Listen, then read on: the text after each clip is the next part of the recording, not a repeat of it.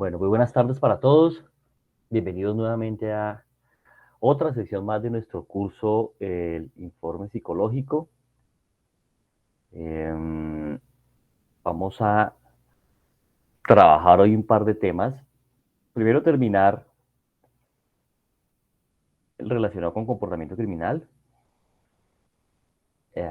del cual ustedes pues ya repasaron. De hecho, había en el primer quiz algunas preguntas. Veo por las estadísticas que me da Canvas que les fue muy bien. Eh, Cosa que me alegra. Espero que el segundo quiz sea igual o mejor y que el trabajo final también, para que tengan pues unas notas magníficas, las que merecen, por supuesto. Muy bien, estábamos hablando en nuestra última sesión, básicamente de, hola Rosangélica, de comportamiento criminal, y dentro del comportamiento criminal y la personalidad recordábamos lo más proclive a eh, los estilos de personalidad más proclives al crimen, ¿sí? Mire, olvídese que si usted repasa el DSM-5, ¿sí? Va a encontrar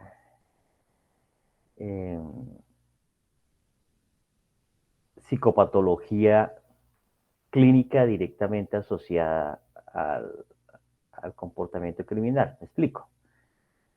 Usted no va a encontrar una categoría de depresivos que cometan ciertos crímenes o de maníaco-depresivos que cometan otros. No, no. Uno va a encontrar básicamente individuos psicopáticos con trastorno antisocial de personalidad, como es como clínicamente está descrito, o con rasgos antisociales de personalidad, algunos narcisistas, limítrofes, es decir, en especial los del clúster B o los del grupo B.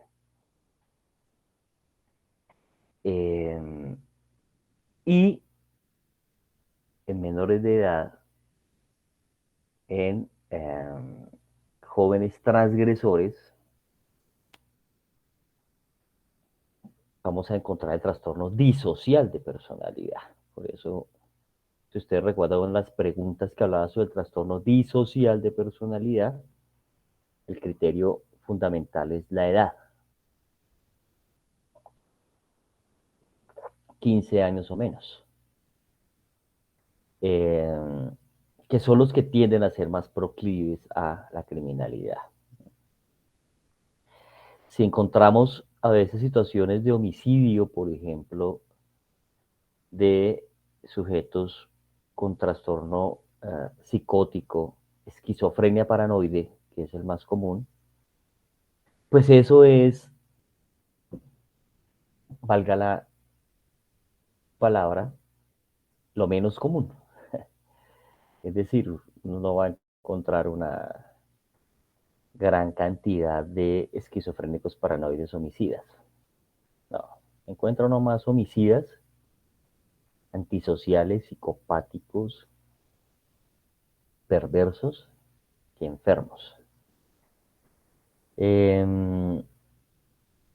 Por eso precisamente hablamos, entre otros, hacemos la distinción eh, de los psicópatas criminales y los psicópatas integrados. Los integrados tarde que temprano van a resultar involucrándose en comportamiento criminal.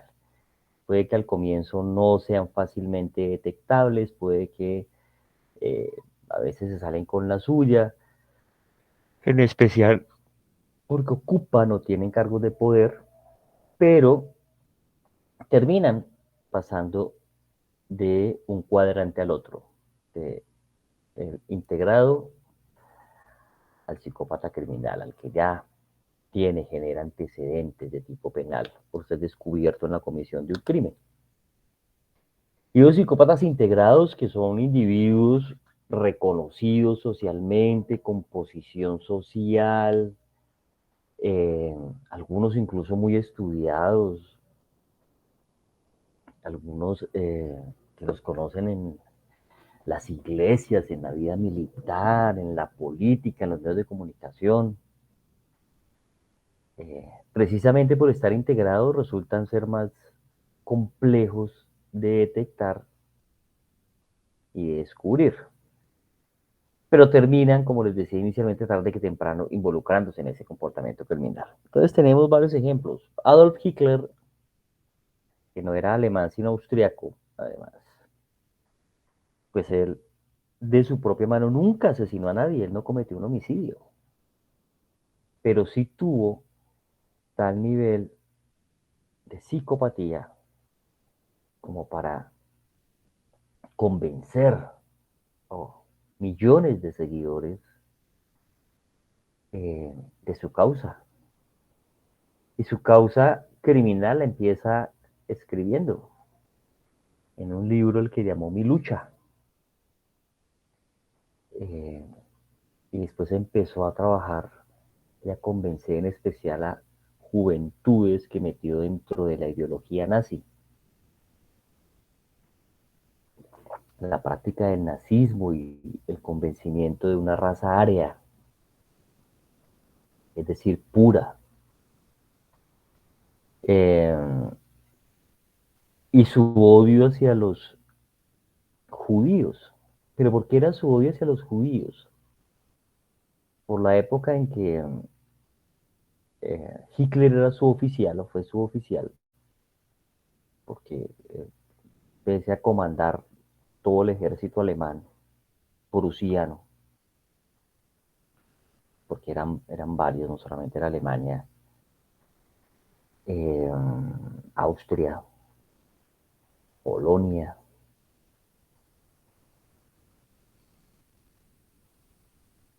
pues era nada más en el rango de suboficial, él nunca fue ni coronel, ni general, ni brigadier general, ni contraalmirante, ni almirante, ningún rango alto. Eh, y pese a que no tenía grandes estudios, sí era un individuo supremamente astuto. Y entre otras cosas, él tuvo conocimiento del Congreso de Basilea en Suiza, organizado por judíos en su momento, eh, con visos para hacer un nuevo orden mundial. Estamos hablando de la década de los 30.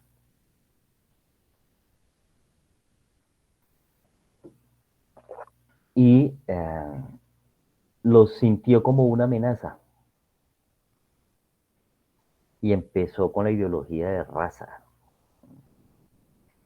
Eh, y armó la hecatombe que armó, sin asesinar de su propia mano nunca a nadie. Nunca. Algo similar como lo que hizo Charles Mason, y que a veces lo catalogan como asesino serial, creo que en alguna ocasión yo les mencionaba eso, pero pues Charles Mason no fue un asesino serial, fue un tipo que tuvo tal capacidad de convencimiento, de manipulación, que hizo que gente a la que él reclutó cometiera esos homicidios mediáticos. Además, Sharon Tate, por ejemplo. Mm, algo similar hizo Hitler. Se rodeó además de gente muy inteligente, muy astuta. Hizo un buen grupo de trabajo, por eso muchos textos de liderazgo se refieren a Hitler. Yo creo que es uno de los individuos sobre los cuales más libros se ha escrito y más teorías conspirativas también se tienen. Y dentro de esas teorías conspirativas, inclusive hay algunas que dicen que logró salir del búnker donde presuntamente murió, se suicidó con Eva Braun y su perro pastor alemán, y, y que logró huir hacia Sudamérica. Inicialmente entró por la Argentina, recordemos que hay bastante asentamiento de alemanes en Argentina, Chile, que subía hasta Colombia, en una zona que tenemos de nevados, es una zona muy alta, de más de 3.000 metros sobre el nivel del mar, 3.200, 3.400, muy fría, como los Alpes suizos, y, y que ahí se estableció. Y todo esto fue ayudado por el Servicio de Inteligencia del Vaticano, en algo que se llamó la Ruta Vaticana. Por eso Eichmann precisamente huyó hacia la Argentina, por ejemplo. Allí fue donde la Mossad lo encontró y se lo llevó para hacerle un juicio en Israel. Entonces, fíjese la complejidad de todo este tema, ¿no? Y hoy día, pues uno lo recuerda más por el conflicto que ya se volvió mundial de judíos y musulmanes. El tema ya ni siquiera es Israel filisteos, porque la Palestina es eso, Palestina significa tierra de filisteos. Eh, de hecho, Israel es mucho más antiguo que Palestina, pese a que algunos quieren mostrar lo contrario. Israel es la tierra de Judá, la tierra prometida, así está bíblicamente establecido. Pero de Judá fueron desterrados los judíos, haga la redundancia, y el emperador de la época instaló ahí a los filisteos. Y de ahí nace la famosa, entre comillas, tierra palestina.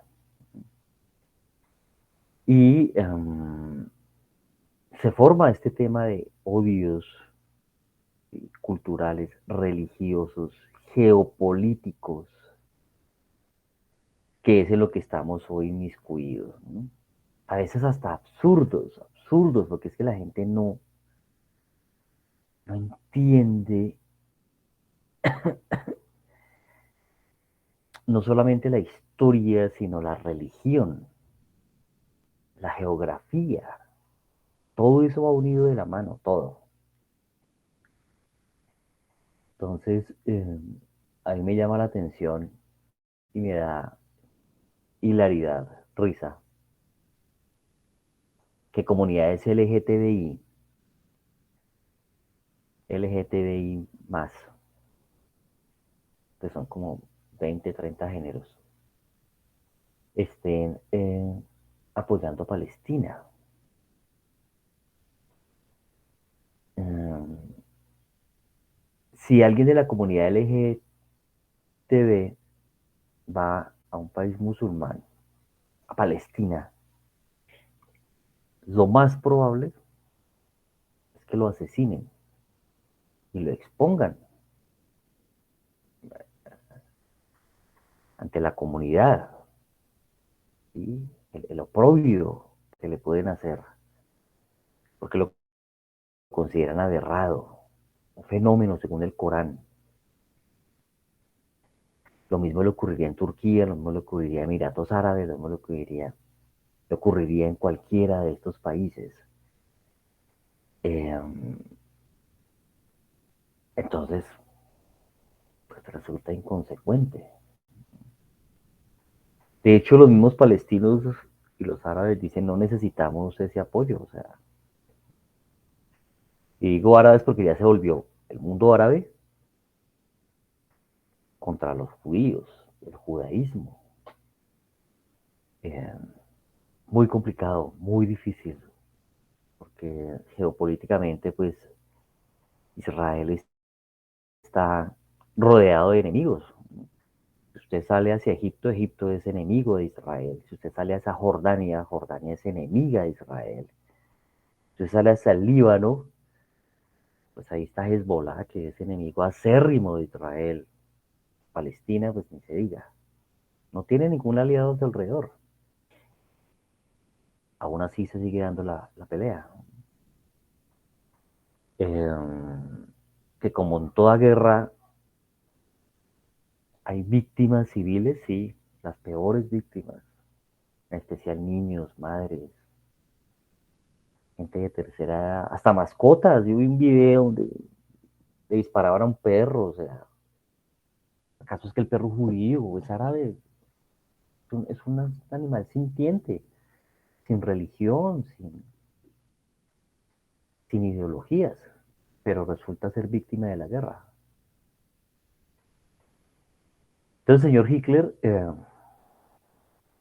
pues, es el antecesor de ese tipo de guerras absurdas, sangrientas, ideológicas, y si a la ideología usted le mete religión, pues eh, estamos viviendo o empezando a vivir lo que eso significa. Yo creo que aún no hemos llegado a la cima. Pasarán algunos meses para que lleguemos a eso, a que se recrudezca esa guerra de la cual solamente decimos Dios nos ampare. Eh, Sobre todo porque acá conciliar es casi que imposible, casi que imposible. Ya sea Arafat lo intentó muchos años, yo creo que dedicó parte de su vida a eso y no alcanzó a lograrlo. Se quedó en el papel lo que, lo que se pretendía en relación con, con la creación del Estado de Palestina, con el respeto a los palestinos. No, no se logró. Y ahora menos. Entonces Adolf Hitler fue ese tipo de sujeto. Y es parte precisamente de la historia nefasta y de por qué han escrito tanto sobre él. Era un psicópata integrado, sin duda, un individuo absolutamente manipulador, encantador, mentiroso, cero empatía, complejo. En la ayuda ustedes observan al lado derecho de su pantalla a Madoff, uno de los responsables de haber en su momento quebrado la bolsa de Nueva York, haber sido el gestor de lo que después en el mundo se empezó a ver como pirámides de dinero, de ganancia fácil. Colombia fue víctima de eso. Aquí tuvimos un individuo de apellido Murcia, creó una mega empresa llamada DMG. De hecho, hoy día David Murcia Guzmán se llama él. Está recluido en la misma cárcel donde estaba Garavito, donde murió Garavito, la cárcel de máxima seguridad que tenemos acá.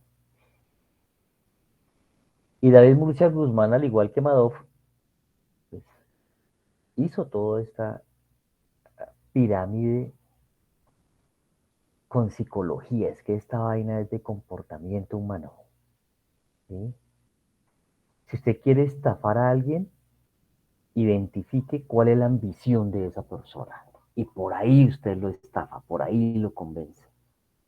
Si hay ambición por dinero, por mujeres, por poder, por sexo, por trago, por drogas, busque cuál es, por ganar dinero fácil. Y ahí los estafa. Eso fue lo que Madoff hizo. Abajo izquierda, este es un coronel de la policía que fue comandante de operativo en una ciudad muy importante aquí, Ibagué, que tenía una doble vida, era bisexual, pues tenía una esposa, dos hijas, un matrimonio bonito, una familia aparentemente bonita, eh, pero tenía una doble vida de aberraciones, de homosexualismo, bueno, el homosexualismo no es una decisión, pero si yo siento que soy homosexual o que tengo atracción hacia mi mismo género, y siento que eso es lo que soy o lo que quiero ser, Y si además de eso tengo una familia, yo creo que lo más subsecuente es hablarlo. Yo conozco sujetos homosexuales o bisexuales que renunciaron a sus familias de origen y se fueron a vivir su homosexualidad. Funcionalmente, ni siquiera con situaciones degeneradas, ¿no? Aquí hay un periodista muy famoso que hizo eso. Él tenía una familia, tenía una esposa muy querida, llevaba veintitantos años de matrimonio. Y un día dijo, no, yo descubrí que me gustan los hombres, que soy homosexual, que esa es mi tendencia y se fue a hacer su vida. Y pues hasta donde yo sé no le ha ido mal, porque fue coherente, porque fue claro. Pero este coronel no, llevó su doble vida, la esposa lo descubre, lo confronta, él siente eso como una amenaza para ascender en su carrera de policía, es decir, de coronel a general, para que por esa razón no lo llamaran a curso de general, y vio fácil atentar contra la vida de su esposa, golpeándola con objeto contundente, matándola a golpes.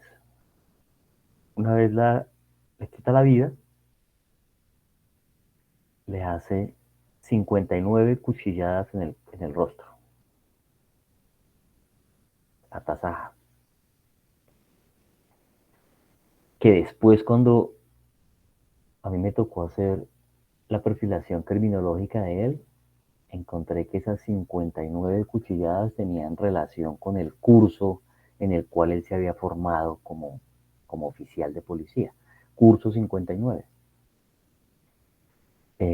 Era la manera de impregnar en el cuerpo de la víctima el odio, la ira que sentía. Ira, que eso era ira. Porque ella le estaba poniendo en riesgo su carrera. Curso 59 del cual venía. Él estaba destinado a ser general y ella, por haberlo descubierto, le había podido dañar su futuro ascenso. Pero no contento con esto, pues además él tenía conocimientos en criminalística, que son las técnicas, recordemos, la criminología de la ciencia,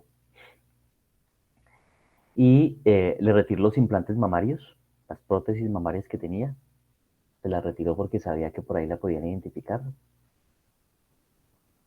Le retiró la dentadura, le quemó los pulpejos dactilares, le retiró una costilla, que es la que dentro del tórax permite diferenciar si ese tórax pertenece o pertenecía al de hombre o mujer.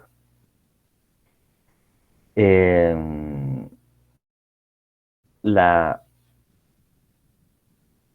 partió, le retiró el tronco, los brazos, las piernas, la cabeza. Una cosa bestial, brutal, una cosa absurda que usted dice como un padre de familia, coronel reconocido, ¿sí?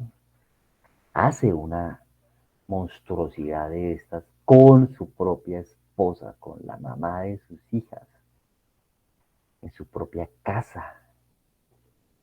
¿Y cómo trata de ocultar la evidencia? Porque además usó hipoclorito de sodio para borrar las manchas de sangre.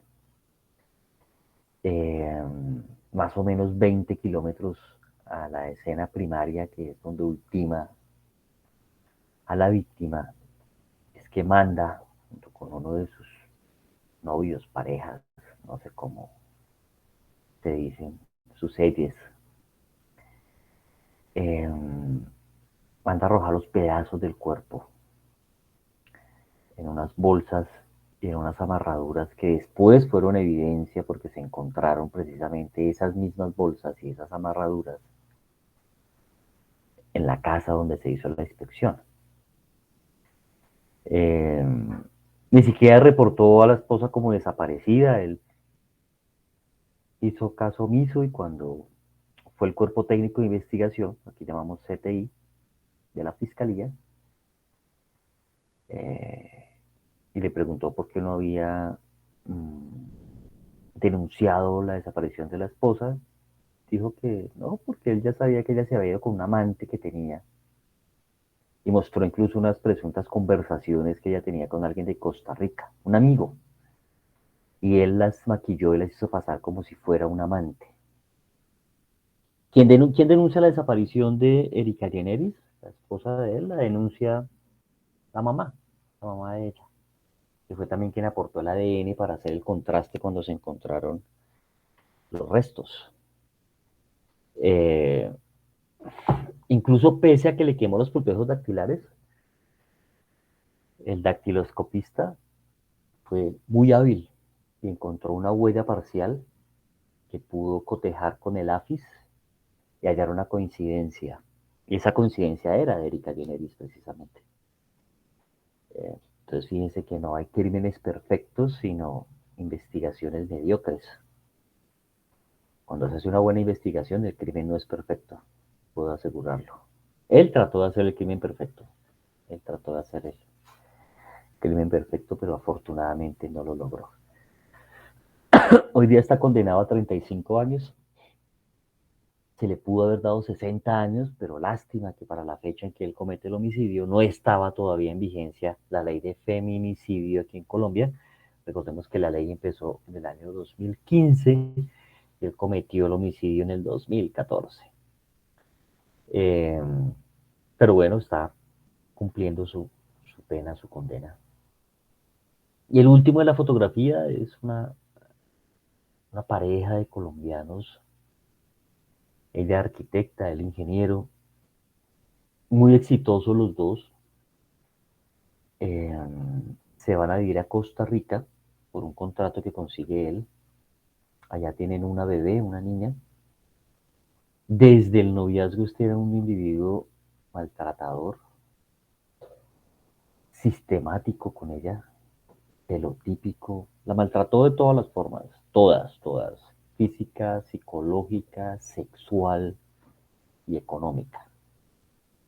Le impidió seguir trabajando, solamente dedicarse al cuidado de la niña que tenían. Eh, Dentro de esa violencia psicológica que ejercía, me llamaba mucho la atención que él le decía sorompa. Sorompa en Costa Rica es un término para decirle a alguien tonto, estúpido. Pero él le decía a mi sorompita bella, fíjense cómo le maquillaba la verbalización, ¿no? Tuve la oportunidad de analizar todos los correos que le enviaba, la relación patológica que tenía con ella, eh, al punto en que ante uno de los varios intentos que él tuvo de asesinarla, esta vez la quiso incluso asesinar con la niña. Se iba a lanzar por un barranco allá en una ladera en Costa Rica. Ella huye a Colombia, viene a Colombia y en Colombia se esconde.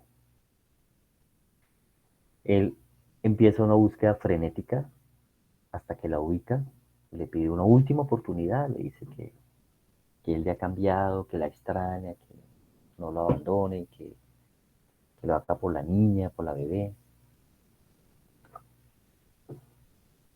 Ella en un comienzo no se convence, pero termina convenciéndose y se ven en un sitio público, en un centro comercial.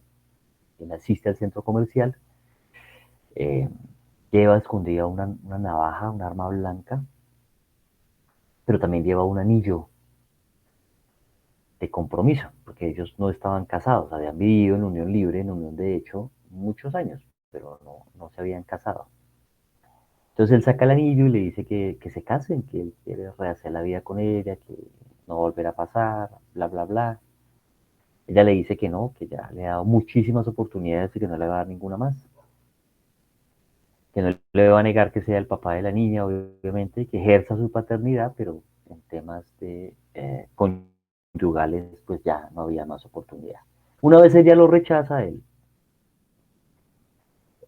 desata su ira, una ira que ya había um, alimentado, que se había predispuesto,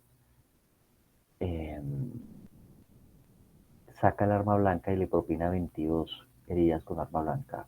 La asesina, 22 puñaladas. A este sí le aplicó la ley de feminicidio, pero está condenado a 60 años de prisión. Pero ¿qué quiero resaltar de esta casuística? Pues que son sujetos que, como seguramente a ustedes en su país les ha ocurrido, jamás usted se imaginó que pudiera cometer un crimen de tal magnitud. Eran psicópatas integrados. Solamente se descubren cuando ya el crimen está hecho, cuando ya es mediático.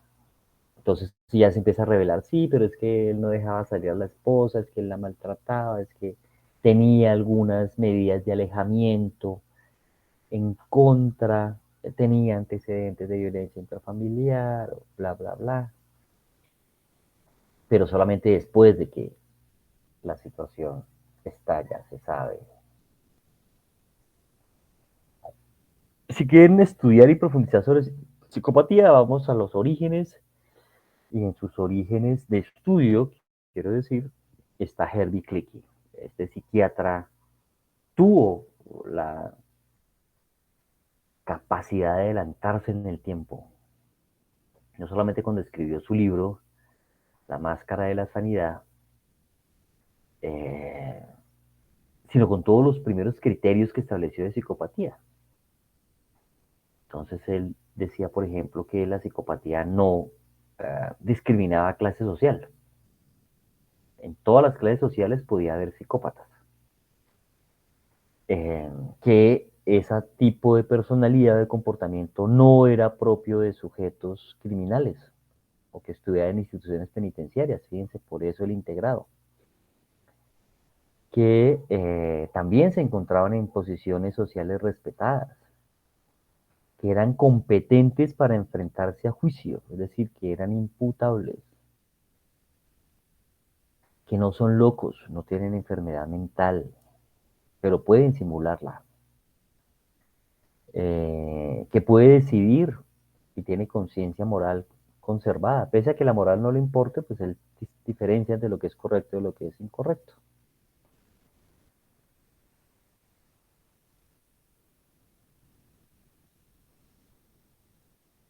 El doctor Hart, Robert Hart, que ya habíamos visto en una clase anterior,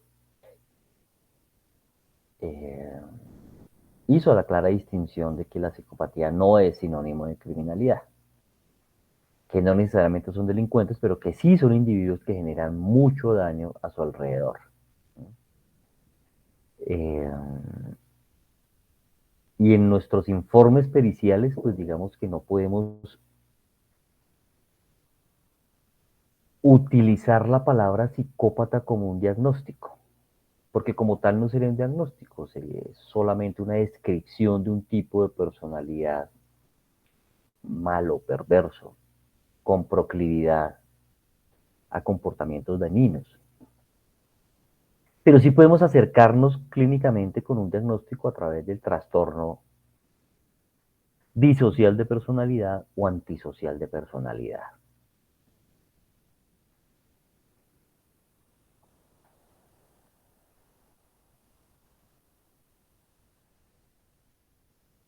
Son como ustedes observan ahí en la diapositiva y en la imagen, que además me encanta, cómo se alimenta de la sirena, ¿sí? Cómo la convence, cómo la encanta, cómo es un depredador, cómo eligen a ciertas mujeres. A mí la experiencia me ha enseñado que siempre eligen mujeres nobles, de las cuales se aprovechan, de las cuales abusan emocionalmente, a las cuales se estafan o con las cuales pueden vivir de manera parasitaria.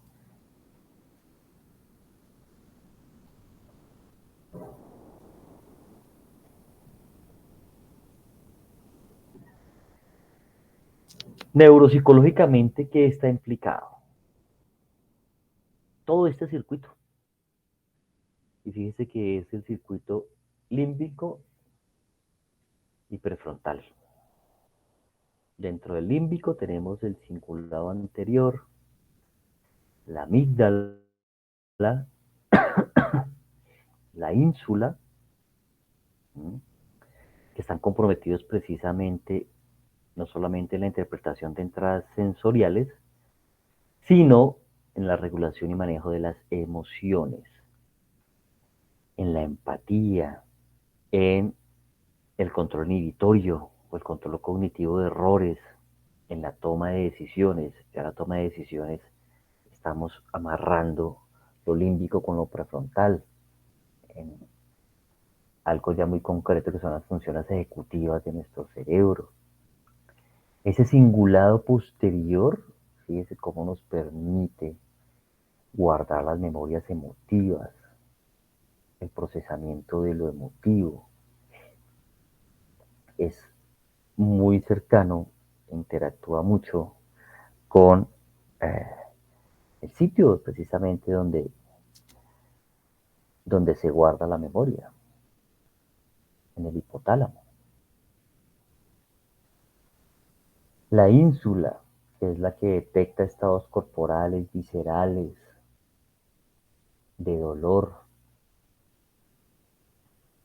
El polo temporal que integra la emoción y la percepción en la interacción social.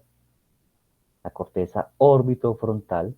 Recordemos que cuando hacíamos el ejercicio de los dilemas, veíamos cómo en algunos de ellos era la que se activaba. Es aquella que está mediada por el aprendizaje por castigo y premios, por reforzamiento, por control inhibitorio, por flexibilidad conductual y decisiones emotivas, muy en caliente. Esas son básicamente todas las regiones que están involucradas en el comportamiento psicopático. ¿Involucradas en qué sentido? No en que sean las que funcionen, sino por el contrario, son las que tienen ciertas disfunciones. Y ya sabemos que, por ejemplo, la amígdala en sujetos criminales psicopáticos, en especial que han usado la violencia o la ultraviolencia, se disminuye. Que algo similar ocurre con las neuronas espejo en los lóbulos frontales y en el temporal, porque también en los temporales tenemos ciertas neuronas espejo que van amarradas con el lenguaje, con el sistema auditivo. Y aquí muestra precisamente las neuroimágenes, cómo son estas alteraciones en el cingulado anterior, posterior, en la corteza prefrontal medial, en la ventromedial, que nos permite esa toma de decisiones, que nos permite hacerle caso a la moral, a lo que es correcto y a lo que es incorrecto, y cómo se afectan, cómo se atrofian en el sujeto antisocial o psicopático.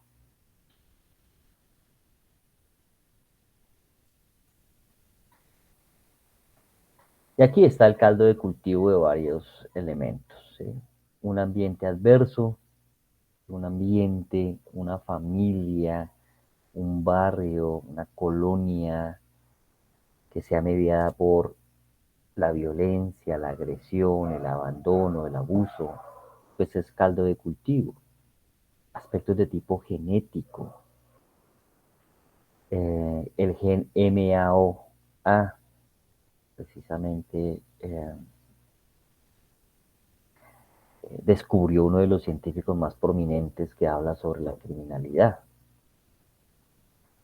La maduración sesgada de sistemas y circuitos neuronales, en especial los que tienen que ver con la empatía, con la vinculación afectiva, una amígdala hiperreactiva o hiporreactiva, tendiente a la violencia o a no sentir empatía por el otro. El aumento de las emociones negativas y la disminución del control inhibitorio, todo eso aumenta la probabilidad y la intensidad de la respuesta agresiva y violenta, diría yo, más que agresiva, ante cualquier provocación. Y finalmente esta combinación que han llamado comúnmente la tríada oscura de la personalidad. Esa mezcla entre narcisismo, psicopatía y maquiavelismo. Entendido el maquiavelismo como esa capacidad para hacer planes macabros, para tener actitudes cínicas, para adoptar estrategias que solamente benefician el interés particular. Ahí está explicado lo que significa cada uno de esos rasgos o elementos de personalidad narcisista, psicopática y maquiavélica. Y aquí hay otros ingredientes que si se mezclan pues pueden generar esa bomba perversa. Temperamentos conflictivos, eh, disminución de reacciones de miedo, de temor, en especial de temor a las consecuencias, incluso de miedo a ser descubierto, empatía deficiente, ausencia de vínculos con los demás, rebeldía, la capacidad para explotar a los demás, a ser crueles, a ser insensibles. Eh, esta mañana precisamente daba una entrevista a un... Aquí hay dos grandes periódicos eh, nacionales. Uno, El Tiempo, que es el más conocido, y hay otro que se llama El Espectador. Y del Espectador me consulta una periodista muy curiosa, además, muy guapa, eh, porque nosotros hace poco tuvimos en mi concepto un avance en relación con la protección y la concepción de las mascotas, no solamente como seres sintientes, ¿sí? Son, yo creo que se los he explicado a ustedes hasta la saciedad, son sistema límbico puro, puro, porque ese es un sistema límbico que no está contaminado por la corteza, porque como ellos no tienen corteza cerebral, afortunadamente, que no tienen capacidad de mentir, ni de engañar, ni de manipular, ni de hacer daño. Una mascota jamás le va a hacer a usted daño, jamás, jamás, jamás. Eh, y se vincula de manera sincera, o sea, desde el amor del vínculo, del cuidado, de la protección, de estar con usted.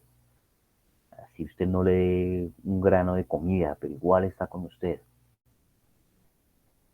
Entonces, un tribunal aquí, es decir, los magistrados, tenemos jueces y magistrados, como decía, sacerdotes y obispos, y los magistrados, a través de una sentencia supremamente interesante,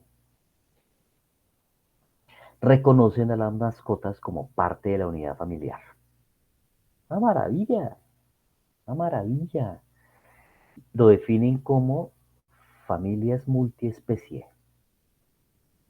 La machera, eso es un super avance, porque eso le está dando sentido, por ejemplo, a los animales de soporte emocional y lo importantes que son para los humanos. ¿Y por qué está permitiendo, escuchen esto, la regulación de visitas a la mascota entre parejas divorciadas? De hecho, la sentencia se dio con base en esa situación. Magnífico. Antes se peleaba que no, que es que el perro es mío, no, mío, no, que si quiere que sea suyo, deme tantos miles de dólares. Ya no. Se pueden hacer visitas reguladas y la mascota tiene el derecho a pasar un fin de semana con uno de los miembros de la expareja o de los divorciados y el otro fin de semana con el otro. Y un juez media esa situación. O sea, antes esto le podía parecer ridículo. Ya no, a mí ya no me parece ridículo. Antes, si lo confieso y con mi esposa, nos parecía ridículo cuando uno veía gente que llevaba en un centro comercial un coche con una mascota. O a los que decían es que yo tengo perrijos. Perrijos, o sea, uno cómo va a tener un hijo de perro. Pero más que el término, lo que yo sí reconozco es el nivel de vinculación y de bien que le hace una mascota a su salud mental, a su emocionalidad, a su cerebro, a su vida, como ser sintiente, como ser sintiente. Entonces, magnífico, magnífico eso que el tribunal aquí en Colombia, el tribunal de Bogotá exactamente, decidió con relación a considerar eh, a las mascotas dentro de una familia como parte de la familia y definirlas como familia multiespecie. Me parece que eso es un avance. Bueno, sigamos analizando nuestra ayuda. Lo mencionaba por el tema de la crueldad. Ah, bueno, entonces la periodista del Espectador me preguntaba sobre lo que podía significar para el comportamiento criminal la crueldad con animales. O sea, muchísimo, es un factor de riesgo, pese a que no es un determinante, y se lo aclaraba, sí es un factor de alto riesgo para incurrir en comportamiento criminal. Alguien que no tenga sensibilidad hacia otro ser sintiente, como es un perro, un gato, un canario, un pájaro, un conejo, no sé, alguna mascota, un caballo, eh, pues no la va a tener con humanos. Eso se transpola también al comportamiento social. La insensibilidad, la confrontación, rasgos de irresponsabilidad, impaciencia, impulsividad, el acting out, es decir, esa desconexión súbita de tipo agresivo, sujetos poco fiables, la predisposición a tener consumo problemático de alcohol y de drogas, además. Y recordemos cómo eso contribuye a seguir dañando el cerebro. Y es que los daños cerebrales no son solamente los accidentes cerebrovasculares,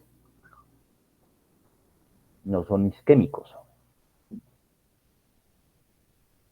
Los daños cerebrales también incluyen que se vayan deteriorando en usted por comportamiento ciertas áreas, lóbulos frontales en relación con neuronas de espejo, circuitos de empatía, dificultad que usted tenga para manejar la ira o las emociones. Ahí hay daño cerebral también. La dominancia social, la baja reactividad al estrés, búsqueda de emociones y aventuras, es impasible, persuasivo, osado. Fíjese que todos esos 20 criterios de Hare aquí también resultan de alguna manera tomados en cuenta, incluidos.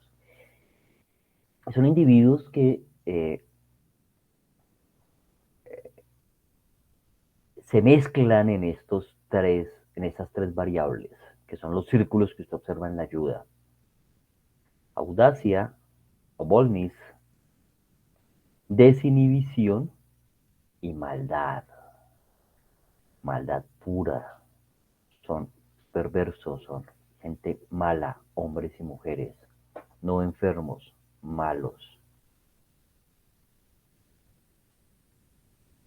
En síntesis, los psicólogos denominan triada oscura de personalidad, un constructo de rasgos narcisistas, maquiavélicos y psicopáticos. Las personas con estas características piensan y tratan de forma egocéntrica, utilitaria, diría yo. Anteponen sus intereses sin miramientos. Estos tres rasgos de personalidad repercuten en la convivencia de distinta forma. Los sujetos psicopáticos tienen como fidelidad. La triada oscura favorece un comportamiento poco productivo en el trabajo. Empleados con estos rasgos suelen llegar tarde, practicar acoso contra sus compañeros y cometer hurtos o fraudes dentro de las empresas. Que si hay un tratamiento para la psicopatía efectivo, no lo hay. No hay tratamiento eficaz. Esto dicho por el mismo doctor Robert Hare. ¿Por qué? Porque pues, ellos no tienen la introspección suficiente para reconocer que tienen un problema o que lo que hacen genera daño. No les importa el daño. No, o sea, es decir, lo pueden saber, pero no se conectan emocionalmente con ese conocimiento. ¿Me hago entender?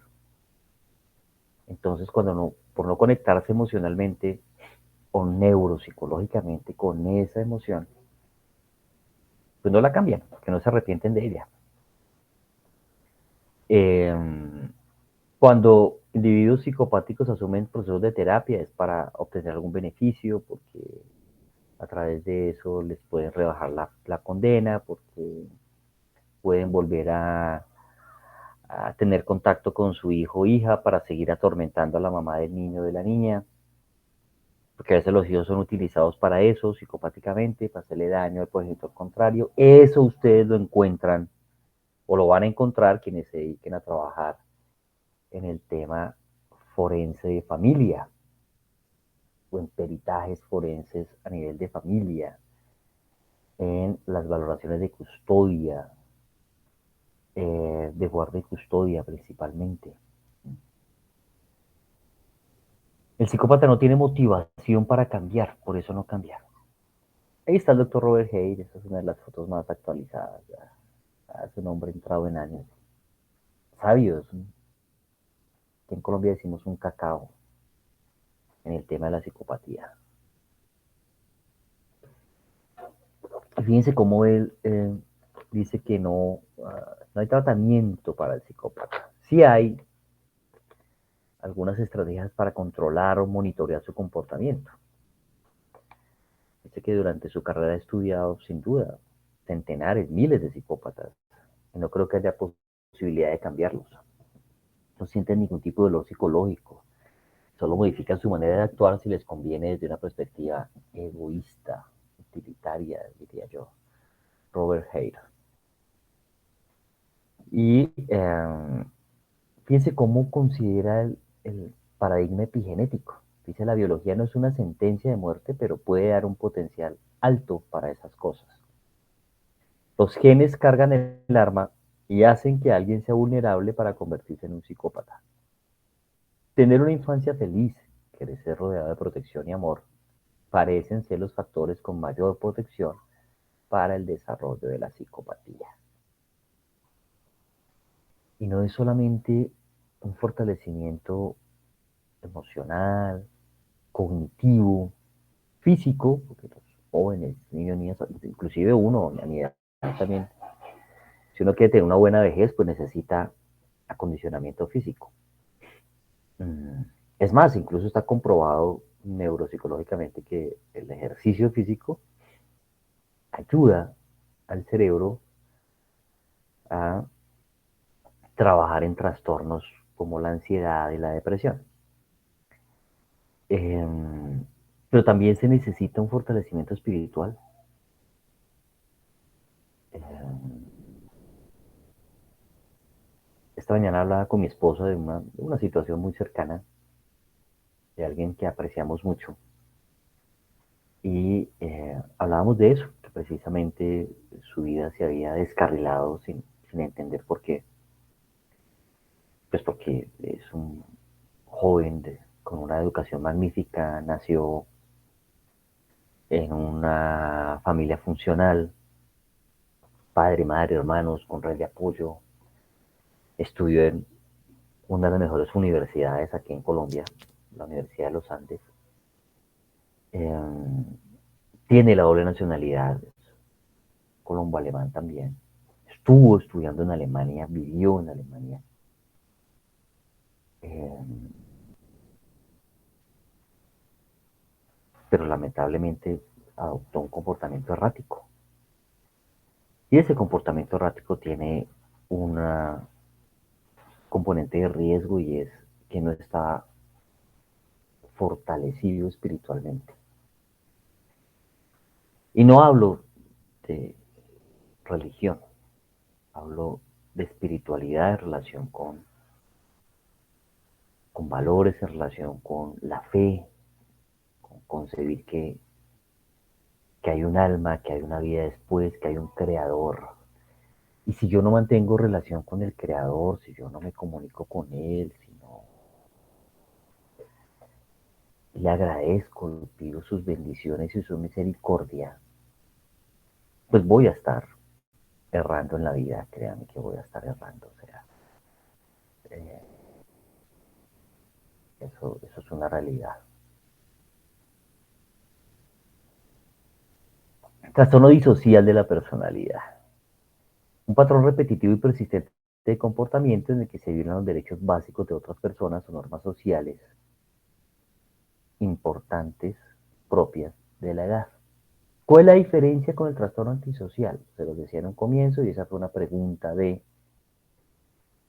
examen del quiz, y es que es para menores de edad, para sujetos infractores.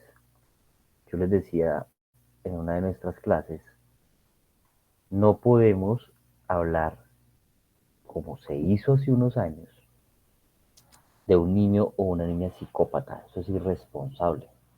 No podemos decir o sacar una impresión diagnóstica de un niño o una niña con trastorno antisocial de personalidad. Ojo, no, por lo menos no antes de los 15 años. Antes de los 15 años hablaríamos de la presencia de un trastorno disocial de personalidad. ¿Estamos claros? Se empezó a formar ahí, que puede que después mute al trastorno antisocial de personalidad, es posible. O también es posible que no, que de manera funcional se trabaja el trastorno disocial y se recupere el joven en ese sentido. Se manifiesta por la presencia de 3 o más de los siguientes criterios durante los últimos 12 meses y por lo menos de un criterio durante los últimos 6 meses. Agresión a personas y animales. Fíjese el tema otra vez de los animales, ¿no? Por eso les digo que caso Colombia para mí ha sido un grandísimo logro haber reconocido a las mascotas como, no solo como seres sintientes, sino como parte de una familia multiespecie. Magnífico, eso me parece que les da una protección especial. En esa agresión a personas y animales a menudo fanfarronea, es decir, presume, eh, amenaza, intimida a los demás. Inicia peleas físicas, ha utilizado un arma, sobre todo armas contundentes, ¿no? Bate, ladrillo, botella, eh, navaja, pistola o arma de fuego. Ha manifestado crueldad física con personas y con animales, ha robado enfrentándose a la víctima, ha forzado a alguien a una actividad de tipo sexual. Otro de los grandes grupos de criterios, destrucción de la propiedad privada, provocado deliberadamente incendios, ha destruido deliberadamente propiedad de otras personas. Fíjense que aquí también se va cruzando esta información, estos criterios, esas características, con lo que el doctor McDonald hablaba en esa triada de McDonald's sobre la crueldad con animales, la piromanía, aquí están hablando de piromanía, y la enuresis, como predictor incluso de comportamiento psicopático. Y el fraude o el robo, allanamiento ilegal, usar la mentira para obtener bienes o favores, robar objetos de valor, como por ejemplo robos en tienda, falsificaciones, así.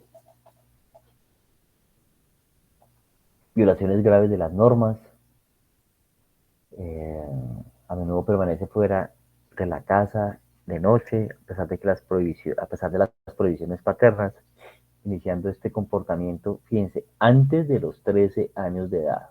Está en el criterio, esto es criterio de DSM-5. Se ha escapado de casa, el trastorno disocial provoca deterioro clínicamente significativo de la actividad social, académica y o laboral en la persona, precisamente por esa transgresión de normas.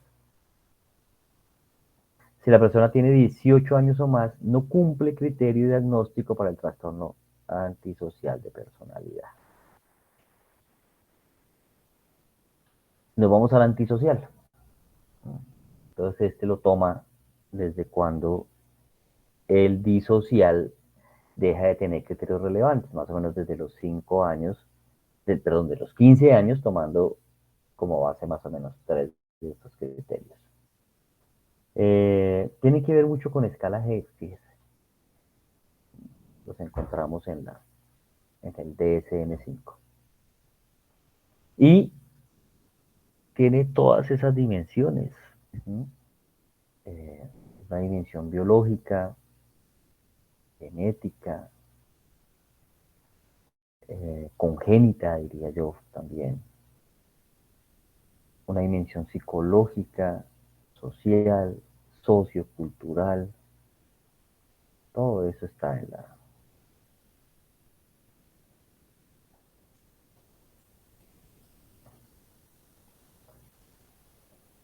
en el trastorno antisocial de personalidad. Preguntas, dudas, comentarios hasta acá. ¿Cómo vamos? Rosangélica, la escucho. Buen provecho, doctor, y buenas tardes. Tardes, noches es acá. Doctor, usted mencionaba que en un informe pericial definitivamente no se puede dar una descripción teórica que pueda ser un psicópata o otro trastorno que por el momento se me olvidó, ¿verdad? Simplemente se tiene que diagnosticar antisocial en un informe pericial. Estoy bien haber escuchado eso, doctor. Sí. Y otra pregunta, doctor. Si bien existe algún tratamiento, pues yo creo que ese tratamiento no va a ser gran cambio, ¿verdad? Porque ellos no se dan cuenta muchas veces o sí se dan cuenta de la situación que están viviendo. Esta es una pregunta, doctora, aparte de la primera. Disculpe, doctor. Bueno, puedo responder las dos. En la primera, si nos vamos al estrado judicial, usted no puede irse como una impresión diagnóstica, ojo, como un diagnóstico, nosotros damos impresiones diagnósticas, como una impresión diagnóstica a psicopatía, porque la contraparte, llámese esa contraparte, defensa, o llámese fiscalía, posiblemente lo va a confrontar diciéndole que le explique en dónde explícitamente está la psicopatía como una impresión diagnóstica o como un diagnóstico. Y usted no lo va a encontrar ni en el DSM-5, ni en el CIE-10, ni siquiera en el CIE-11. Entonces, ahí podemos tener problemas. ¿No? Lo que usted sí puede hacer en caso tal es que usted hable sobre psicopatía, pero no como una impresión diagnóstica o como un diagnóstico, sino como un constructo que le permite explicar comportamiento perverso, comportamiento malintencionado, comportamiento criminal incluso. ¿Me hago entender? Ahí está el punto diferenciador. Ahora, con individuos disociales hay tratamiento, ¿sí? Porque son jóvenes, porque se puede trabajar con ese cerebro para que comprendan precisamente o alcancen el insight, la introspección que el psicópata o el antisocial ya con escalada criminal, con recorrido, no va a comprender y no le va a importar. Si lo entiende, no le importa para cambiar, porque él no siente que eso sea, no es egodistónico para él. Yo creo que alguna vez hablábamos de eso. ¿Sí? Eh, quien tiene trastorno mental, en su gran mayoría los trastornos mentales son egodistónicos, es decir, a mí me generan un malestar psicológico significativo. Para mí no es agradable sufrir depresión, por ejemplo. Para mí no es agradable sufrir trastorno de ansiedad. Para mí no es agradable ser obsesivo compulsivo. Y tendré que contar 20, 30, 50 veces los lápices que tengo sobre mi escritorio. ¿Sí? Eso me genera no solamente un desgaste energético a nivel del cerebro, sino emocional, el estado de ánimo. Eso no es chévere, como decimos acá. Al psicópata no le importa, al antisocial no le importa. Para él eso es egosintónico. Él se siente bien con eso. Es más, se siente superior a los demás. De hecho, los equivocados somos nosotros, los pendejos somos nosotros, los estúpidos somos nosotros que nos convertimos en víctimas precisamente de su astucia. Y muchos incluso la justifican desde varias distorsiones cognitivas, diciendo pues es que la víctima se lo buscó. O, como decimos acá popularmente en Colombia, dio papaya, es decir, dio la oportunidad para que le ocurriera lo que le ocurrió, entonces la culpa es de él o de ella. Va en ese sentido. Yo tampoco he visto ningún caso de éxito de sujetos antisociales de vieja data, adultos o psicopáticos, que verdaderamente hayan generado un cambio sustancial. No, no. Muy bien, Rosangélica, gracias por las preguntas. ¿Alguien más?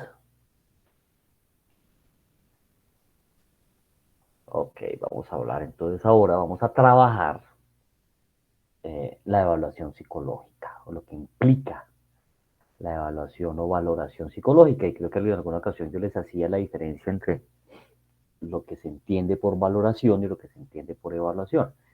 La valoración es muy en el aquí y la ahora. La valoración es un procedimiento de un par de horas donde yo recojo lo que encuentro del peritado, ¿sí?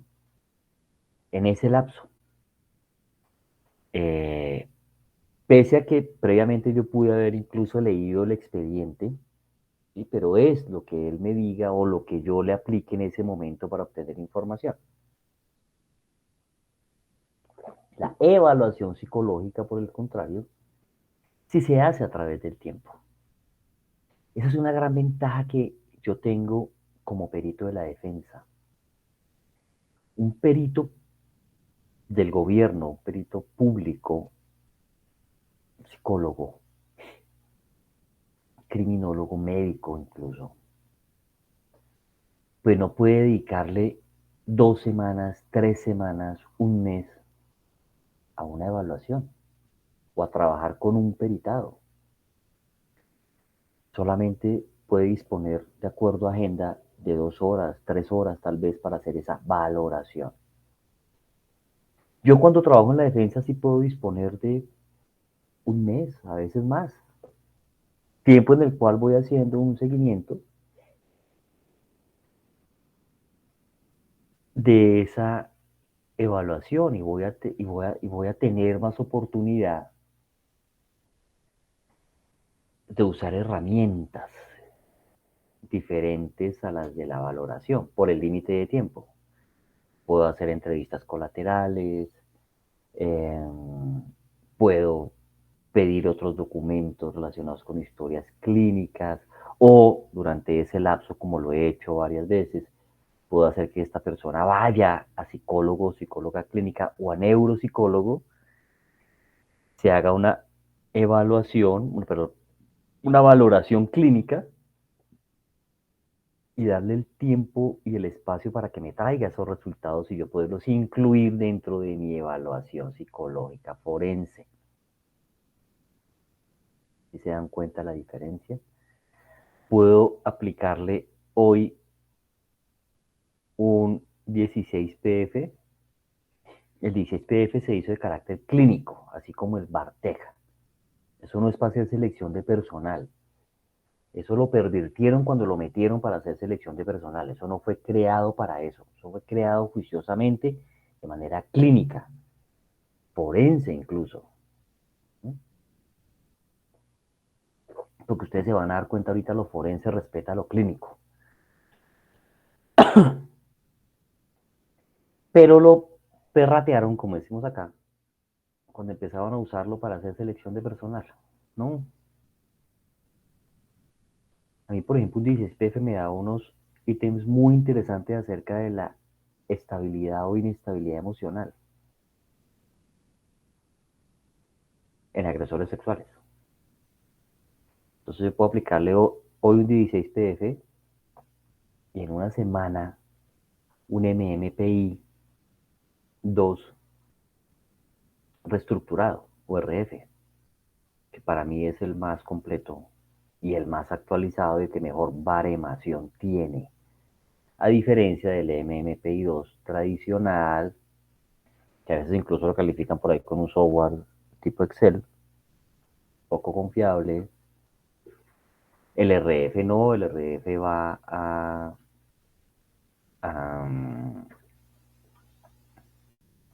a una calificación directa desde su creador y tiene los baremos para Latinoamérica. Hay baremación colombiana, hay baremación mexicana, hay baremación Guatemala, eh, tiene más exactitud. Y algo que me gusta es que permite determinar aspectos de simulación o disimulación del peritado, cosa que es muy débil en otros cuestionarios de personalidad, hablando de personalidad. Y sí, para mí es importante medir una emoción como la ira, por ejemplo, pues puedo aplicarle adicionalmente un Staxi que me da información del estado y del rasgo de la ira. Estado y rasgo. Es decir, cómo es en relación con la ira comúnmente esta persona, su línea base, y cómo se altera ante diversas situaciones, o puede alterarse ante diversas situaciones. Hago entrevistas colaterales, puedo analizar material fílmico, puedo analizar interacción, por ejemplo, si estoy haciendo una valoración de familia, entre el padre con los hijos, entre la madre con los hijos, en relación con límites, en relación con pautas de crianza, en relación con manejo de autoridad, en relación con vínculo de apego, si es seguro, inseguro. Fíjense cómo tengo yo esa posibilidad de hacer evaluación, mucho más completa que la valoración. Sin embargo, en la vida real, ustedes seguramente van a resultar haciendo más valoraciones que evaluaciones por temas de tiempo.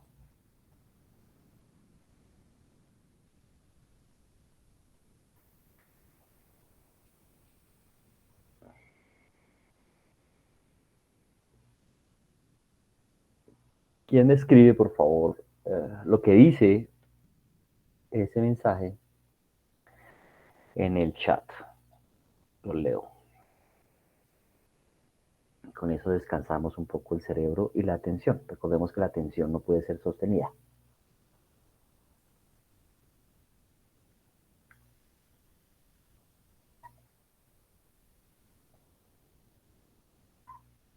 Lo leo en el chat.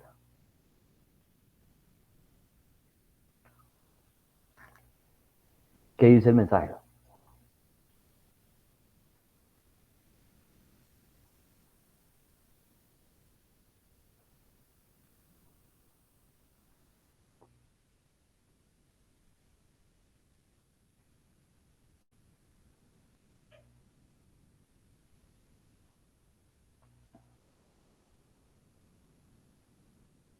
Muy bien.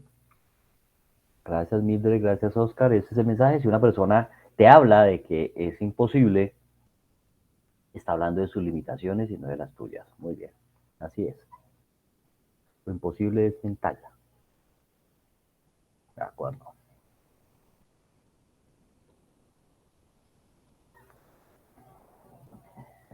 Entonces tenemos esos conceptos. Dentro del quehacer de la psicología jurídica, vayámoslo mezclando jurídico forense, recordemos que lo que diferencia al jurídico del forense es que el forense va a juicio, el forense se constituye como perito. El psicólogo jurídico no necesariamente tiene que ser perito y no necesariamente tiene que ir a juicio, puede ser un asesor de muchas cosas a diferentes niveles. Dentro del quehacer de la psicología jurídica se desprende el campo de la psicología criminal, para la cual la evaluación psicológica debe realizar un estudio específico del comportamiento criminal, violento, delictivo, y las personalidades criminales, psicopáticas y violentas que protagonizan eventos de ese tipo. Existen tipos de informe que pueden en determinado momento elaborar el psicólogo, ya que la evaluación psicológica se va dando de acuerdo a circunstancias en que las personas jurídicas o instituciones solicitan dichos estudios. Persona jurídica puede ser el fiscal, el juez de conocimiento, el defensor, la misma víctima, incluso porque recordemos que la víctima también tiene un papel activo dentro de los procesos judiciales en especial, o dentro de los procesos, sí, judiciales. Algunos instrumentos específicos de evaluación surgen dentro del contexto de la criminología. Fíjense lo interesante acá. Incluso es común que en otros países se empleen escalas de predicción del riesgo de peligrosidad o validación de testimonio. Entonces, en Estados Unidos crearon una escala de riesgo mortal contra la pareja que se llama Danger Assessment, escala de evaluación del riesgo mortal. Aquí Medicina Legal la implementó, la está aterrizando el contexto colombiano, lleva ya como 4 años haciendo eso, pero pues me parece interesante.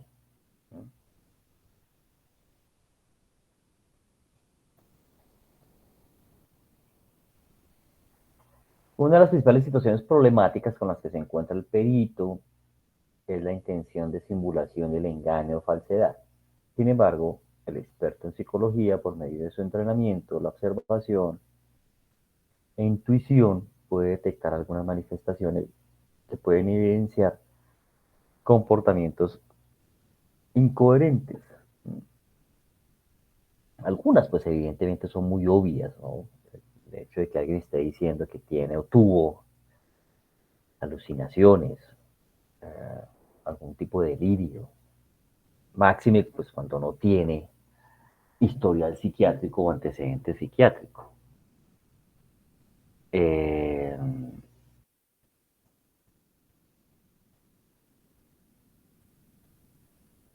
Otras en relación con la disimulación. ¿Sí? Aquí hay dos elementos importantes que debemos comprender. Una cosa es simular, es decir, hacer parecer algo que no soy o que no siento. Simulo un episodio psicótico, por ejemplo. Simulo un olvido. Simulo una amnesia. Y otra la disimulación. Cuando yo disimulo, estoy ocultando lo que soy. No quiero ser descubierto. O sea, si yo sé que tengo comportamiento perverso, criminal, trato de ocultarlo, es decir, lo disimulo. Algunos intentan hacerlo en los cuestionarios que utilizamos los psicólogos y psiquiatras. Más los psicólogos, esto es más la voz del psicólogo que del psiquiatra. De hecho, a la mayoría de los psiquiatras no les gusta mucho utilizar herramientas de psicodiagnóstico. Lo hacen más a través del examen mental. Eh, entonces es muy importante diferenciar esos dos aspectos, lo que es una simulación o una disimulación. Y caso tal, pues fundamental colocarlo en el informe, porque eso puede incluso en algunos casos invalidar resultados de pruebas psicológicas, cuando han sido distorsionadores, por ejemplo, en la elaboración del cuestionario. Según Bernstein y Nietzel, alemanes, la evaluación clínica supone 4 componentes centrales para llevar a cabo dicho proceso: planeación de los procedimientos, recolección de datos o información, interpretación, análisis y procesamiento de la información, elaboración de informe y la difusión o comunicación de los resultados.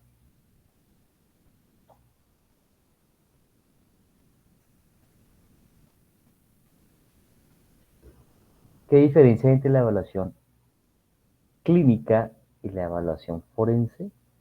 Que en la clínica usted da diagnósticos y hace un tratamiento. Y el rol de su evaluado es el de paciente o consultante.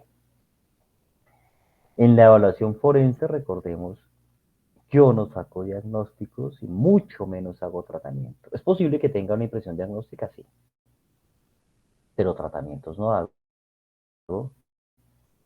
Y el peritado es un cliente, no es un paciente. Sí, es un consultante el que yo voy a evaluar y a través de los hallazgos de esa evaluación voy a cumplir unos objetivos que pueden ser, si es una víctima, dar cuenta del daño psíquico y de vida en relación que tuvo por la situación que le ocurrió a fin de que pueda ser indemnizado, reparado o que llegue a una conciliación, que contribuya a una situación de conciliación. Esa es básicamente la situación. La entrevista clínica es uno de los métodos precisamente de la evaluación clínica, que busca o que está enmarcada dentro de procesos de psicodiagnóstico. Es la etapa que le brinda rico café. Esa es la vida del adulto, tomar café.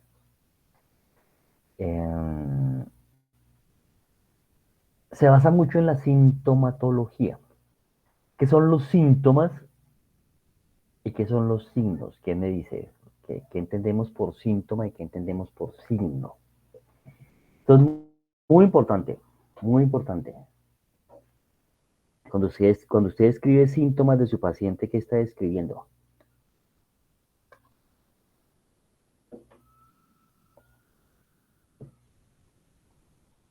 Y cuando usted habla sobre signos, ¿qué está describiendo?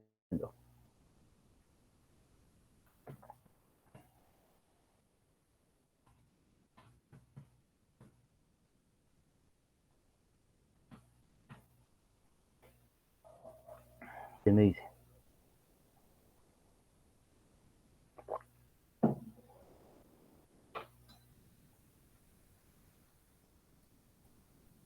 Hola, Cristian, lo escucho.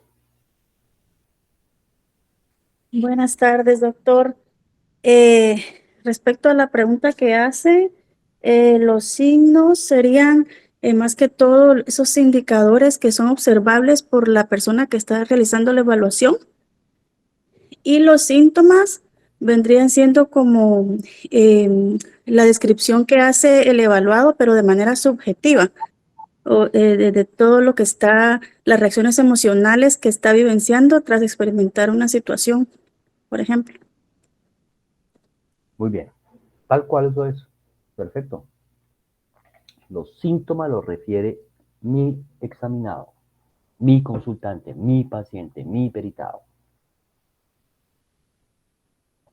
Los signos son mis hallazgos. Bien sea por el análisis que yo hago,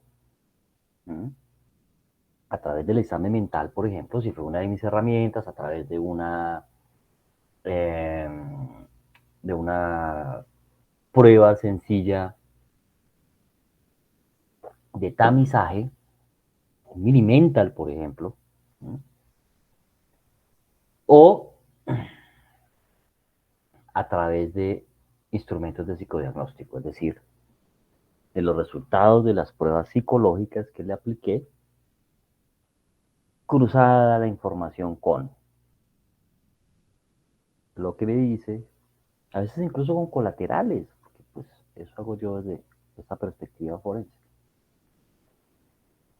Los síntomas son subjetivos y los signos pues son, yo no diría objetivos porque la objetividad no existe, menos al 100%, por eso no somos ciencia de certeza, pero sí por lo menos lo suficientemente neutrales para ser contrastados con esos síntomas y decir si obedece o no a la queja del paciente o al motivo de consulta del paciente. Muy bien, perfecto.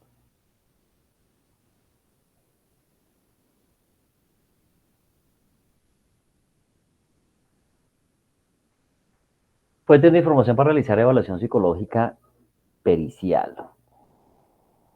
Forense. Revisión del expediente, sin lugar a dudas, es supremamente importante. Si estamos hablando de un proceso penal, aquí en Colombia tenemos algo que se llama un formato de denuncia, que es cómo se puso en conocimiento la situación. ¿Sí?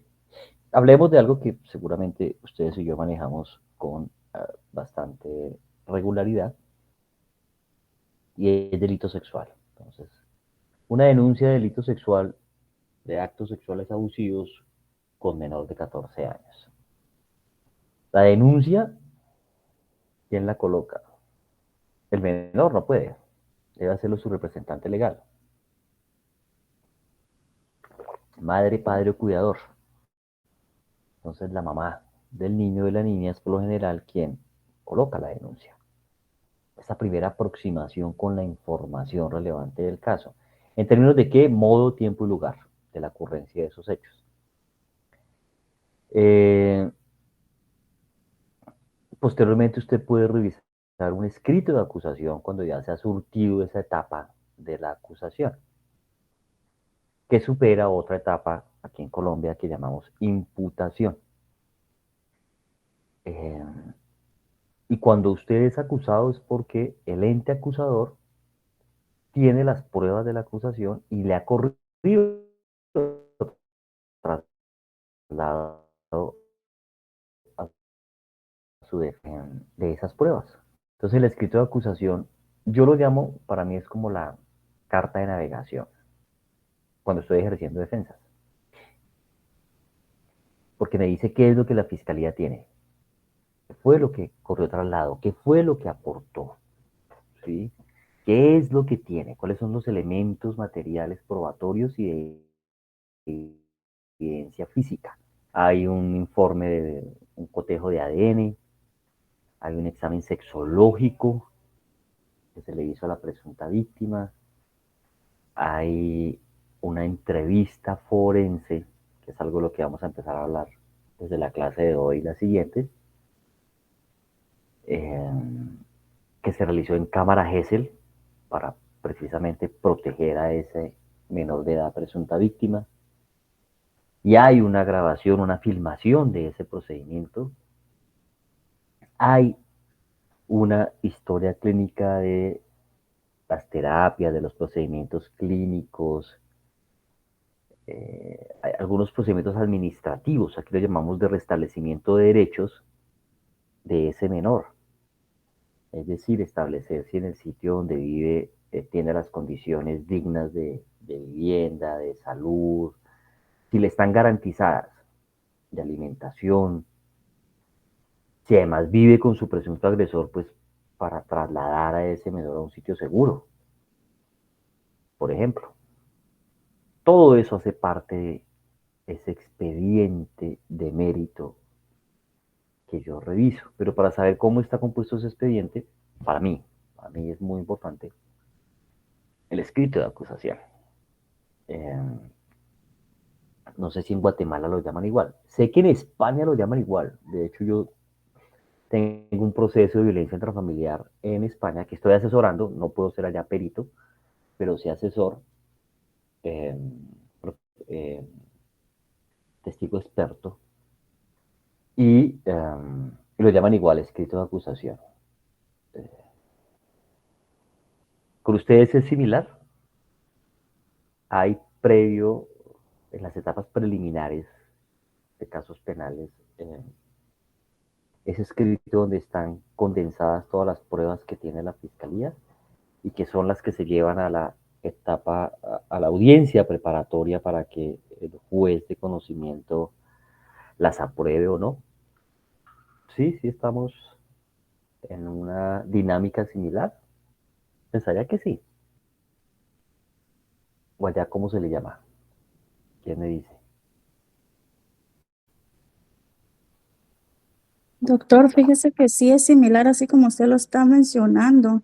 Se hace como el Sí. ofrecimiento de las pruebas para ser admitidas y Ujú. ya pues luego, posterior, conforme avanza la etapa, pues el juez le da el valor probatorio o no, ¿verdad? Pero sí es así como Perfecto. usted lo dice. Ok, muy bien. Entonces sí, muy similar. Y dentro de ese escrito de acusación, posible que estén nuestras pruebas, o sea, las que nosotros como peritos hemos realizado, ¿no? Valoración psicológica forense de la víctima, eh, valoración psicológica forense sobre el daño psicológico de la víctima o valoración de riesgo mortal, de violencia contra la pareja. Eh, ahí pueden estar. Y si estamos de parte de la defensa, pues por lo menos en esa etapa preliminar de la que mencionaban hace un momento, se anuncia qué es lo que en defensa se va a exponer ante el juez. Un dictamen sobre la personalidad del acusado, una valoración psicológica forense, una evaluación psicológica forense del acusado, que dé cuenta si tiene o no rasgos, elementos de riesgo proclives a los que la ciencia y la experiencia, así digo yo, son propios de agresores sexuales de menores de edad, por ejemplo. O un concepto técnico, psicológico, forense sobre el testimonio de la menor o del menor presunta víctima. No para definir credibilidad, pero sí algunos elementos propios de la credibilidad.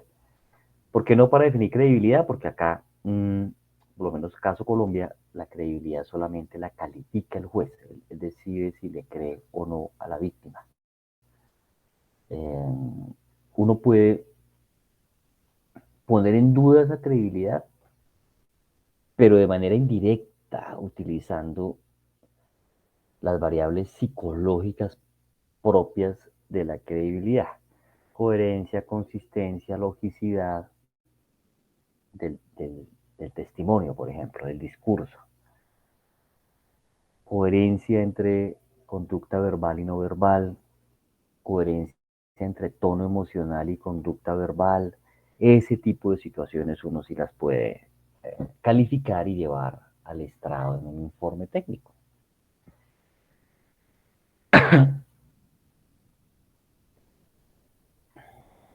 Tenemos la exploración, que no es otra cosa que el uso de la entrevista, de la epicrisis,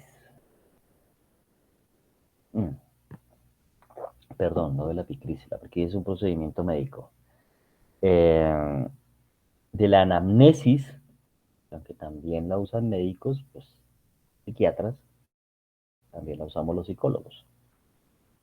Y esa anamnesis es, ¿por qué está aquí hoy? ¿Por qué ha venido acá hoy? ¿Qué ocurrió? Inicialmente preguntas abiertas, después preguntas cerradas para puntualizar algo de la información. O una entrevista semiestructurada de 5 o 6 pasos, incluyendo registro, o un protocolo validado, ¿sí? En su época era SATAC, RATAC, ya está rebatido. Estoy hablando de protocolos para niños, niñas y adolescentes víctimas de delito sexual. SATAC ya no se usa, pero sí se puede usar un niche, un step by step, eh, que de alguna manera orienten la búsqueda de información en términos de modo, tiempo y lugar, que es lo que le interesa al ente acusador. Una aplicación de pruebas psicológicas o pruebas complementarias pueden ser listas de chequeo, pueden ser tamizajes, pruebas de tamizaje, pueden ser pruebas de personalidad, pueden ser pruebas de aptitudes, Y entre esas aptitudes, por ejemplo, en cuida, usted aplique para idoneidad parental. Depende de la evaluación y de los objetivos de la evaluación. Coordinaciones profesionales, porque ayuda mucho no solamente interactuar y hacerse asesorar de otros profesionales con más experiencia que uno o experiencia similar, sino porque también permite ejercer un control de calidad, ¿sí? Que le haga una revisión a mis hallazgos, a las conclusiones, al análisis forense, a la discusión forense de mi informe. Eso resulta enriquecedor. Yo colocaría en ese tercer paso también las colaterales. Para mí es muy importante de manera periférica hacer entrevistas que me permitan corroborar lo que el examinado me está diciendo o lo que yo estoy tomando del examinado. Bueno, aquí están explicadas cada una. Yo creo que lo expliqué. Pero igual les pregunto. Aquí Rosangélica me está preguntando, qué dicha. En su experiencia, ¿qué edad se puede explorar los síntomas de manera real en niños debido a las fantasías? Rosangélica, a cualquier edad, siempre y cuando el niño ya tenga lenguaje para expresar, ¿sí? Entonces, bueno, pongamos un rango. A los 4 años yo puedo hacer una exploración de discurso de un niño y diferenciarlo de la fabulación. A los 6 años igual, a los 7 años igual. Ya entre 7 y 8 años, pues no es normal que un niño fabule, porque a ella sus operaciones, cognitivamente hablando, son concretas. Entonces, el niño puntualiza más, ya diferencia lo que es real de lo que no es, lo que es fábula de lo que no. Entonces se me hace un poco más fácil, ¿sí? El peligro con los niños muy chiquitos, y en esto me parece supremamente valioso lo que ha preguntado Rosangélica, es que los niños, precisamente por su inmadurez neurológica, cerebral, de lenguaje, de esas áreas del lenguaje, Broca, Wernicke, círculo arqueado,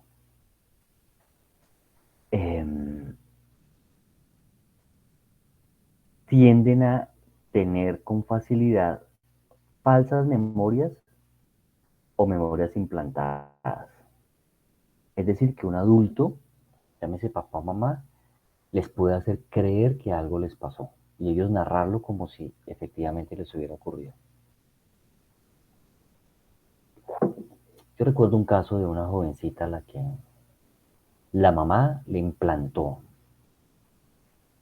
a los 5 años el hecho de que su papá la había abusado. La niña hablaba en esos términos, de que le decía, es que tú me abusaste, le decía al papá. Sin embargo, no sabía escribir sí, con elementos sensoperceptivos, ni siquiera de precisión, porque a esa edad no se puede pedir tanta precisión, no son precisos, pero sí de recordar sensaciones. No había ese recuerdo sensoperceptivo en su relato. Y había un apego muy inseguro con la mamá.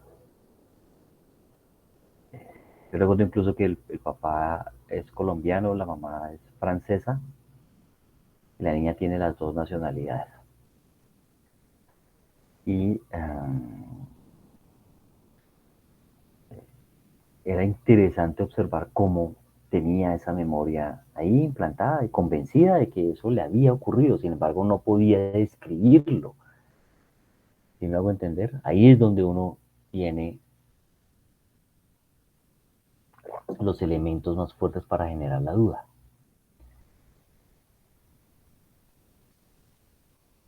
Y la fabulación o las fantasías, Rosangélica, la fabulación o las fantasías por lo general de los niños son buenas, son de superhéroes, son de cosas bonitas, no son fantasías ni historias trágicas, ni sangrientas, ni de abusos, ¿no? Un niño no se inventa eso. Por sí mismo no. Por eso le hablo de la memoria implantada. Eh, entonces eso también es un criterio interesante de analizar.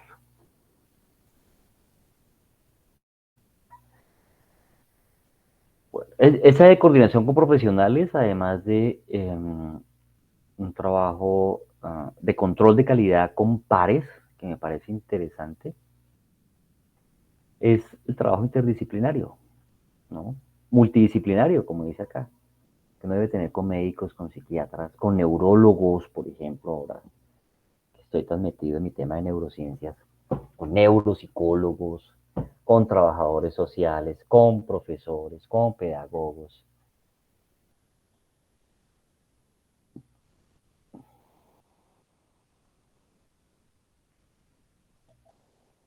Ahí está algo de lo que hablábamos hace poco de los síntomas y los signos, ¿no? Los datos subjetivos y objetivos.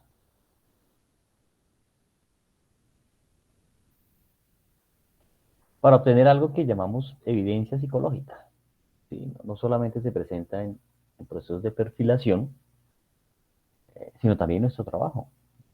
¿Qué es esa evidencia psicológica, esa evidencia de comportamiento, esa evidencia psicológica en criminología,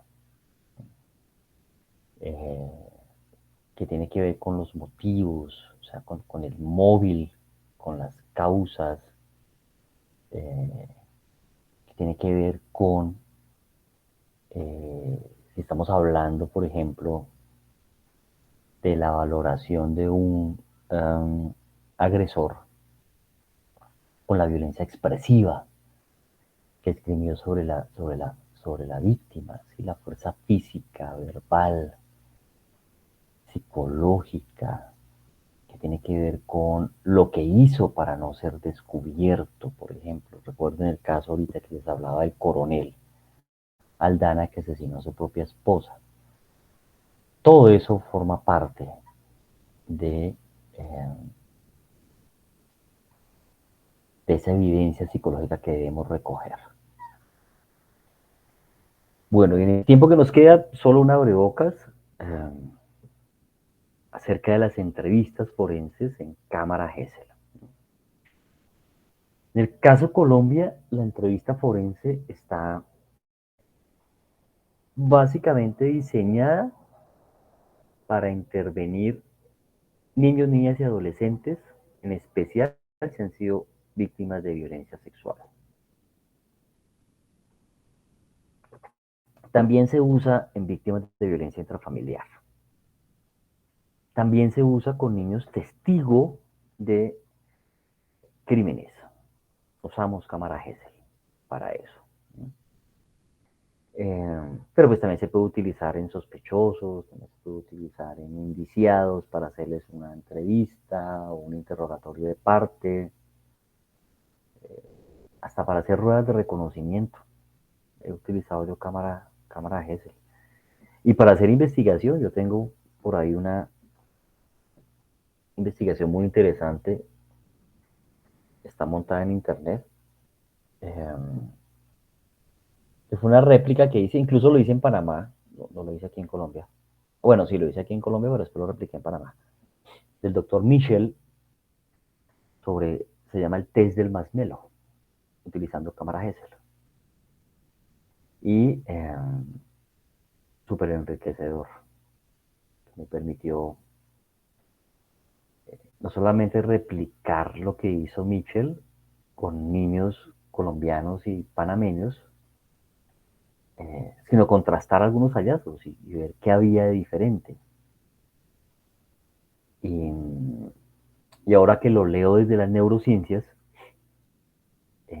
pues era un ejercicio interesante para empezar a tamizar, porque es eso, a tamizar, control inhibitorio en niños, ¿sí? ¿Qué capacidad de autocontrol tienen o no frente a la recompensa inmediata y a mediano plazo?